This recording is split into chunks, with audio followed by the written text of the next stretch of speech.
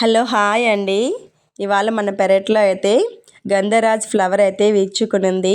ఇదే మొట్టమొదటి ఫ్లవర్ అండి. అందుకే నేను ఇంత సంతోషంగా మీకు ఈ వీడియోని షేర్ చేస్తున్నాను. చాలామంది అడిగారండి, ఈ టమాటా క్రేట్లలో అయితే మొక్కలు బ్రతుకుతాయా అనేసి. మరి మన మొక్కలు అయితే బ్రతికిపోయి మనకు పువ్వులు కాయలు కూడా ఇచ్చేస్తున్నాయి. చూడండి మీరే. ఇక రకరకాల చెట్లు, మందారం, నెక్స్ట్ వచ్చి మెట్ట తామర, శంకు పుష్పాలు అన్నీ కూడా ఇందులోనే నేను క్రేట్లలోనే నాటాను అనమాట. అవి వచ్చి కనకాంబరం అండి, ఎల్లో కలరు. ఇక టమాటా చెట్లు చూడండి. ఈ టమాటా చెట్లు నాటేటప్పుడు నేను మీకు ఒక వీడియో షేర్ చేశాను కదండి.